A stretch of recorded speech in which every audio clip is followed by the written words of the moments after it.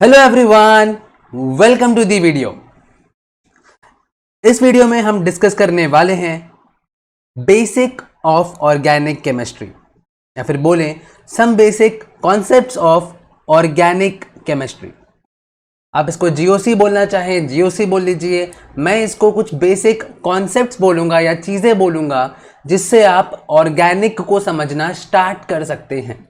अगर मैं केमिस्ट्री में कोई भी नॉर्मल सी रिएक्शन ले लूं, ठीक है, तो हमें उसमें करना क्या होता है? हमारे पास एक रिएक्टेंट होता है और हम उस रिएक्टेंट को प्रोडक्ट में चेंज करते हैं। ठीक है, रिएक्टेंट रिएक्शन से गुजरता है और हमें क्या मिलता है? हमें प्रोडक्ट मिलता है। ठीक है, ऑर्गेनिक केमिस्ट्री में हमारे पास जो रिएक्टेंट होता है उसको हम बोलते हैं सबस्ट्रेट। क्या बोलते हैं? सबस्ट्रेट। ठीक है, अब ऑर्गेनिक कंपाउंड्स कैसे होते हैं? कोवैलेंट होते हैं, कोवैलेंट बॉन्ड होते हैं इनके अंदर। ठीक है, अब ऐसे तो ये रिएक्शन करेगा नहीं कि पढ़े पढ़े अपने आप तो ये रिएक्शन करेगा नहीं। जैसे कि आप लोग क्या कभी खुद से पढ़ते हो? सच सच बताना, आप लोग क्या कभी खुद से पढ़ते हो? तो आंसर आएगा नहीं। अनलेस एंड अनटिल आपके ऊपर आपके टीचर का, आपके पेरेंट्स का या फिर एग्जाम्स का प्रेशर ना हो तो आप पढ़ाई नहीं करोगे। तो वैसे ही ये सबस्ट्रेट मॉलिक्यूल अपने आप रिएक्शन से नहीं गुजरेगा, हमें इसके ऊपर कुछ अटैक करवाना पड़ेगा। और अटैक कौन करेगा? अटैक करता है एक अटैकिंग रिएजेंट। ठीक है, अटैक कौन करता है? अटैक करता है एक अटैकिंग रिएजेंट। अच्छा, अब आप पूछोगे कि इसका काम क्या होगा? अटैकिंग रिएजेंट सबसे पहले बॉन्ड को ब्रेक करवाएगा। क्या कराएगा? सबसे पहले बॉन्ड को ब्रेक करवाएगा। ठीक है, क्यों? क्योंकि अगर हमारे पास कोई ओल्ड बॉन्ड है, जब तक वो टूटेगा नहीं तब तक आप न्यू बॉन्ड कैसे जोड़ोगे उस एटम के साथ? ठीक है, ठीक है, अगर हमारे पास कार्बन 4 बॉन्ड बनाता है, हमें कोई एक नया बॉन्ड जोड़ना है तो पहले पुराना एक बॉन्ड तोड़ना पड़ेगा ना। तो बॉन्ड क्या कराएगा? ये ब्रेक करवाएगा। उसके बाद क्या होगा? उसके बाद एक स्पीशीज बनती है जिसे हम बोलते हैं इंटरमीडिएट। क्या बोलते हैं? इंटरमीडिएट। अच्छा, आपको ये नाम से ही कुछ समझ में आ रहा होगा कि ये कुछ बीच की स्पीशीज है, मिडिल की स्पीशीज है। मतलब इंटरमीडिएट एक ऐसी स्पीशीज होती है जो रिएक्शन स्टार्ट होने के बाद फॉर्म होती है, ठीक है, लेकिन एंड होने से पहले खत्म हो जाती है। समझ में आ रही है बात? आपने रिएक्शन स्टार्ट करी, उसके कुछ टाइम बाद इंटरमीडिएट बनेगा, उसके बाद ये खत्म हो जाएगा, फिर हमारी रिएक्शन में प्रोडक्ट फॉर्म होगा। हाँ, कुछ कुछ रिएक्शंस में इंटरमीडिएट नहीं भी बनता है, बट एक मैं जनरल प्रोटोकॉल लेके चल रहा हूँ। ठीक है, अब इंटरमीडिएट के बाद क्या फॉर्म में होता है? फाइनली हमारे पास फॉर्म होता है बेटा प्रोडक्ट। क्या फॉर्म होता है? प्रोडक्ट हमारा फॉर्म हो रहा होता है। क्लियर है?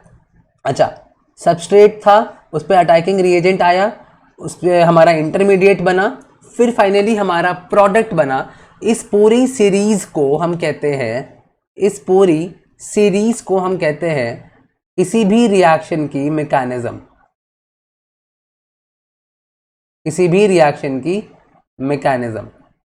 हम जितना भी जीओसी पढ़ते हैं, हम जो भी इलेक्ट्रॉनिक इफेक्ट्स पढ़ते हैं, वो बस इसीलिए पढ़ते हैं कि हम प्रॉपर्टीज, स्टेबिलिटी और मैकेनिज्म ऑफ रिएक्शन को समझ पाएं। समझ में आई बात कि मैकेनिज्म बेसिकली होता क्या है? ठीक है, बेसिक्स को समझो। बेसिक्स से लेके मैं एडवांस तक चलूंगा, वही चीज आपको समझनी है। क्लियर हो रही है बात? क्योंकि आपको ये चीज समझ में आनी चाहिए, जो आप पढ़ रहे हो वो क्यों पढ़ रहे हो और वो क्या है एक्चुअल में। क्लियर है बात? आगे बढ़ते हैं। अच्छा, अब अगर मैं पहली स्टेप की बात करूं तो मैंने आपको बोला कि आप करोगे बॉन्ड को ब्रेक। ठीक है, और इसी को हम केमिस्ट्री में बोलते हैं बॉन्ड फिजन। क्या बोलते हैं? Bond fission. अब एक चीज बताओ, ठीक है, कोई चीज तोड़ना आसान है कि कोई चीज बनाना आसान है? मैं अगर बॉन्ड की बात करूं स्पेसिफिकली, तो मैं आपको बताता हूं कि इन जनरल अगर मैं केमिस्ट्री की बात करूं, तो जो हमारे फिशन होते हैं, फिशन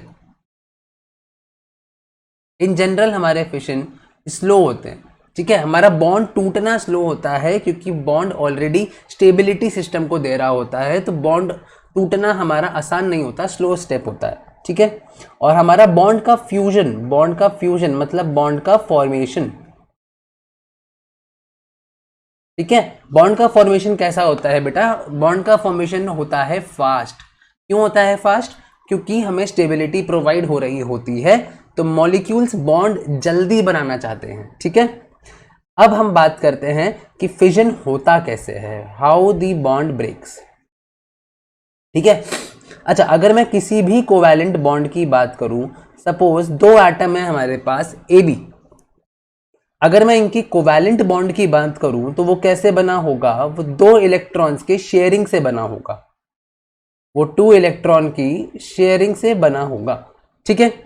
अब अगर मैं इन इलेक्ट्रॉन्स को ही कहीं से शिफ्ट करा दूं, मैं अगर इन इलेक्ट्रॉन्स को शिफ्टिंग करवा दूं तो हमारा बॉन्ड क्या हो जाता है? तब हमारा ये बॉन्ड ब्रेक हो जाएगा, क्योंकि शेयरिंग तो हो नहीं रही है, तो हमारा बॉन्ड क्या हो जाएगा? ब्रेक हो जाएगा, ठीक है। तो शिफ्टिंग कैसे होती है तो हम देखेंगे आगे, लेकिन हमारा बॉन्ड कब ब्रेक होता है? जब हमारा शिफ्टिंग ऑफ इलेक्ट्रॉन्स हो जाते हैं। कौन से electrons? Bond pair electrons. Clear है? अच्छा, अब इस शिफ्टिंग में आपके मन में एक क्वेश्चन उठ रहा होगा कि इलेक्ट्रॉन्स किसके पास जाएंगे? ए के पास जाएगा, बी के पास जाएगा, एक इलेक्ट्रॉन जाएगा या 2 इलेक्ट्रॉन जाएगा? तो इसी बेसिस पे जो हमारा बॉन्ड फिजन होता है वो 2 टाइप्स का होता है। कितने टाइप्स का होता है? 2 टाइप्स का होता है। पहला होता है बेटा होमोलिटिक फिजन, पहला होता है होमोलिटिक फिजन, ठीक है। दूसरा होता है हेट्रोलिटिक फिजन, दूसरा होता है हेट्रोलिटिक फिजन, ठीक है। अब एक एक करके मैं इनको आपको एक्सप्लेन कर रहा हूंगा। पहला लेते हैं हम पहला लेंगे होमोलिटिक फिजन।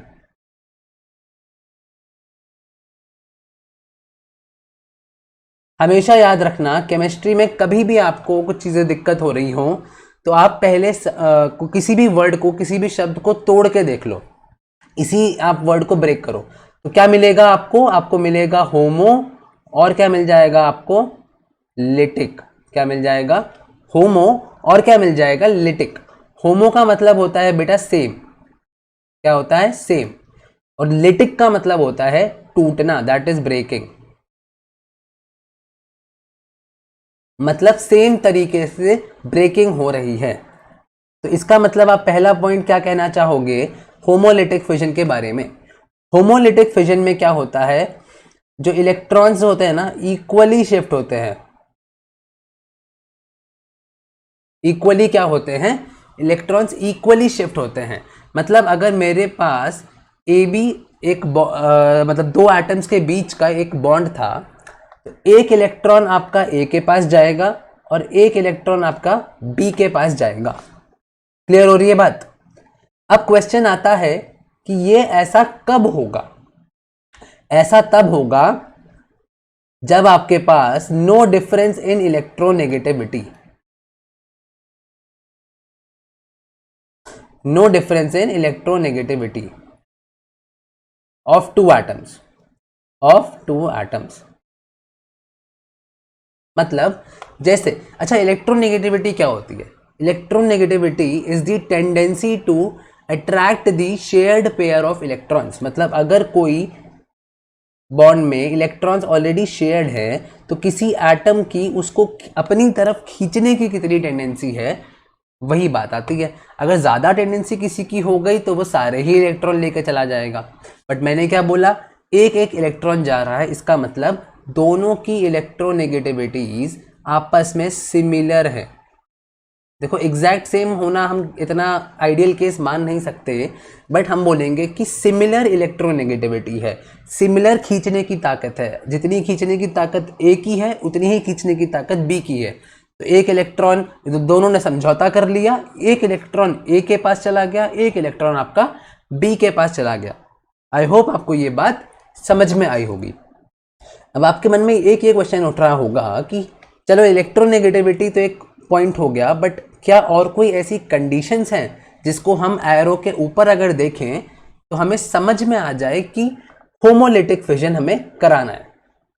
तो मैं बोलूँगा हाँ, हमारी जो एक्सटर्नल कंडीशंस होती हैं उसके लिए आपको एक ट्रिक याद रखनी होगी, which is help, which is help, very very important. ये क्या है? हीट। ये क्या है? इलेक्ट्रिसिटी। ये क्या है? लाइट। ये क्या है? पर ऑक्साइड। लाइट को हम कैसे दिखाते हैं बेटा? एच न्यू से दिखाते हैं। और प्रोडक्ट को कैसे दिखाते हैं? पर ऑक्साइड को कैसे दिखाते हैं बेटा? पर ऑक्साइड क्या होता है? आर ओ ओ आर, मतलब जिसमें ये हमारे लिंकेज प्रेजेंट हो, इसको बोलते हैं पर ऑक्सी लिंकेज। ठीक है। अगर आपको एरो पे कभी भी किसी भी रिएक्शन के एरो पे आपको ये दिख जाए, हेल्प में से कुछ भी दिख जाए, तब तो कुछ भी मत देखना, सीधे होमोलिटिक फिजन पहले एम करना। ठीक है। अब आप कहोगे कि हमें ये समझ में आ गया, लेकिन अगर हम पेपर में लिख रहे हैं, अपने स्कूल में या एग्जाम में किसी में भी लिख रहे हैं, रिप्रेजेंट कर रहे हैं, तो हम इसको रिप्रेजेंट कैसे करेंगे ना? या हम बुक में अगर कहीं होमोलिटिक फिजन हो रहा है तो हम कैसे देख के समझेंगे, वो भी बहुत इंपॉर्टेंट है। तो देखो, अगर मेरे पास यहाँ पे दो एटम है ए बी, जिसमें हमारे पास दो इलेक्ट्रॉन्स हैं, राइट? दो इलेक्ट्रॉन्स हैं।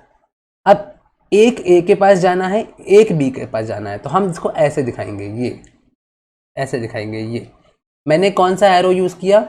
मैंने एरो यूज किया ये हाफ एरो, और इसको बोलते हैं फिश हुक एरो।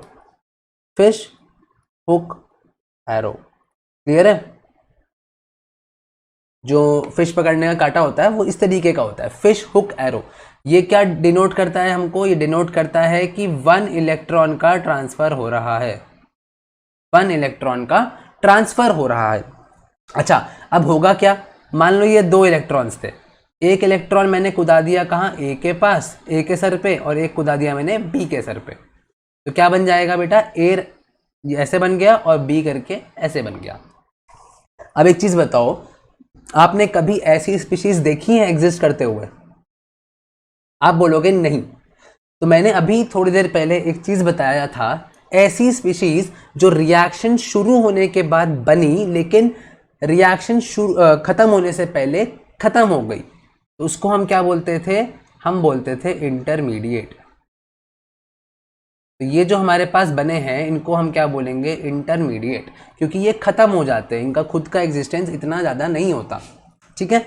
अच्छा, ये कैसे वाले इंटरमीडिएट है? अब आप मुझसे पूछोगे, तो ये होते हैं फ्री रेडिकल। क्या होते हैं ये? फ्री रेडिकल, जिनको हम आगे स्टडी कर रहे होंगे। ठीक है। अब हमारे पास जो दूसरा तरीके का फिशन आता है, उसको बोलेंगे हम हेटेरोलिटिक फिजन। क्या बोलेंगे? Heterolytic fission. ठीक है। अच्छा, अब मैं इसको फिर से बोलूंगा कि अगर आपको नहीं समझ में आ रहा है तो वर्ड्स को ब्रेक कर लो। क्या हो जाएगा? हेटेरो, और क्या हो जाएगा? लिटिक। ठीक है।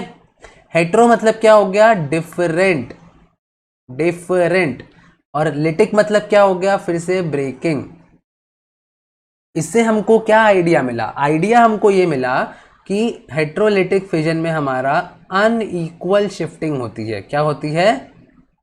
Unequal shifting of electrons.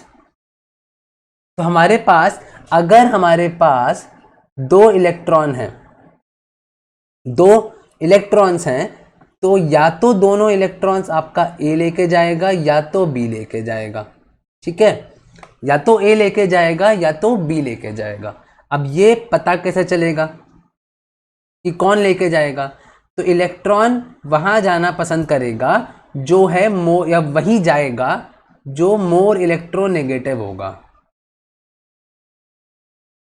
मैंने अभी बताया था electronegativity is the tendency to attract the shared pair of electrons.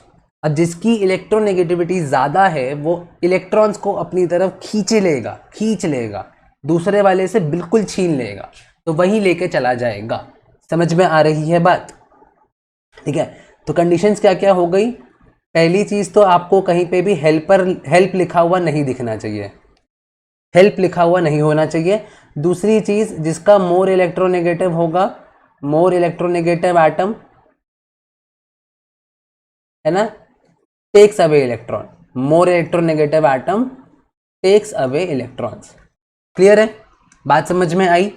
अब आपको पीरियोडिक टेबल में या फिर पीरियोडिक प्रॉपर्टी जब आप पढ़ते हो तो इलेक्ट्रोनेगेटिविटी एक आपकी पीरियोडिक प्रॉपर्टी है, और उसके बारे में आपने ट्रेंड सीखा होगा कि अक्रॉस द पीरियड, जब आप लेफ्ट टू राइट जाते हो अक्रॉस द पीरियड, तो आपकी इलेक्ट्रोनेगेटिविटी इंक्रीज करती है। ये तो बहुत बेसिक सी चीज़ है, 10th में भी आपने पढ़ा होगा और 11th में तो और अच्छे से पढ़ा होगा। ठीक है, अब अगर मैं डाउन दी ग्रुप बात करूं डाउन दी ग्रुप, तो आपकी इलेक्ट्रोनेगेटिविटी क्या होती है? डिक्रीज करती है। तो ये जर्नल ट्रेंड आपको हेल्प कर रहे होंगे। ठीक है, अच्छा, अब आप पूछोगे कि रिप्रेजेंट कैसे करना है। मान लो हमारे पास ये 2 इलेक्ट्रॉन्स थे और मैं यहाँ पे अज्यूम करके चल रहा हूँ कि electronegativity of B is greater than electronegativity of A.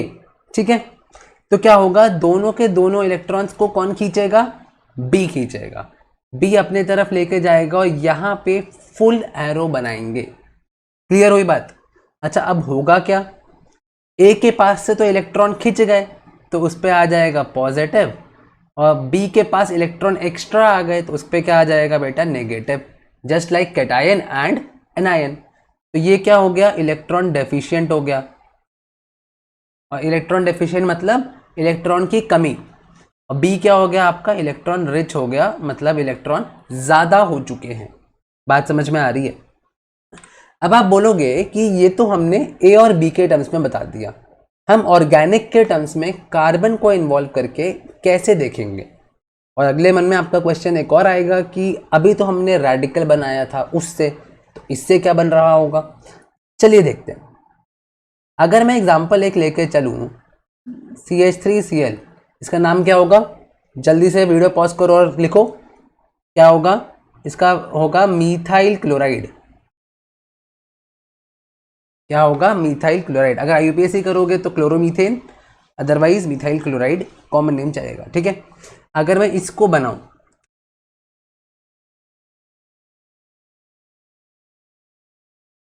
ठीक है, तो क्या हो जाएगा?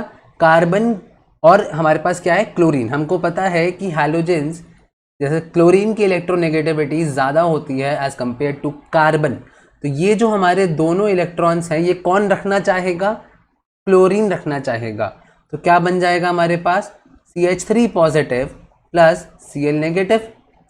समझ में आ रही है बात? अच्छा, ये क्या है? कैटायन। किसके ऊपर बना? कार्बन के ऊपर, तो इसको बोलते हैं कार्बोकैटायन। क्या बोलते हैं? कार्बोकैटायन। ये रहा आपका एक सेकेंड इंटरमीडिएट। क्या है आपका ये? Second intermediate. क्लियर हुई बात? अच्छा, अब एक और मैं एग्जांपल लेता हूँ। ये फर्स्ट एग्जांपल था, मैं सेकेंड एग्जांपल लेता हूँ आपके पास। इसको मैं बोलूँगा CH3Li। ठीक है, इसको मैं बोलूँगा CH3Li। This is basically a organolithium compound. क्या बोलते हैं इसको? Organolithium compound. ठीक है, अच्छा, हमें पता है कि लिथियम क्या होता है? लिथियम क्या होता है? एल्कली मेटल होता है। ठीक है, और मेटल कैसे होते हैं? मेटल्स होते हैं इलेक्ट्रो पॉजिटिव। कैसे होते हैं? Electro positive. तो भैया डेफिनेट सी बात है यहाँ पे कि कार्बन की इलेक्ट्रोनेगेटिविटी लिथियम से ज़्यादा होगी। ठीक है, तो यहाँ पे क्या हो जाएगा? इलेक्ट्रॉन कौन ले जाएगा? इलेक्ट्रॉन चले जाएंगे इसके पास। क्या बन जाएगा? CH3 नेगेटिव और Li पॉजिटिव। वैसे तो वैसे भी इनमें आयनिक बॉन्ड ही होता है, बट मैंने एक जनरली एग्जाम्पल देने के लिए समझाया था, ठीक है। इसमें शेयरिंग नहीं होती, बट मैं आपको एक चीज़ समझाना चाह रहा था, इसलिए मैंने ये समझाया था। कार्बन पे अगर कभी भी नेगेटिव होता है तो इसको हम बोलते हैं कार्बेनायन। क्या बोलते हैं? कार्बेनायन। इसको हम क्या बोलेंगे? इसको हम बोलेंगे ये हमारा थर्ड इंटरमीडिएट है। क्या है? थर्ड इंटरमीडिएट है, ठीक है। आई होप आपको ये वीडियो अच्छी लगी होगी। आज हमने बेसिक चीज़ें सीखी कुछ ऑर्गेनिक के बारे में, कि एक रिएक्शन प्रोसीड कैसे करती है, उसकी मैकेनिज्म कैसे, किस तरीके से लिखते हैं, क्या क्या इन्वॉल्व होता है, स्टेप्स हमने वो सीखा। हमने आज बॉन्ड फ्यूजन के बारे में सीखा, जो कि 2 तरीके का होता था, होमोलिटिक और हेट्रोलिटिक।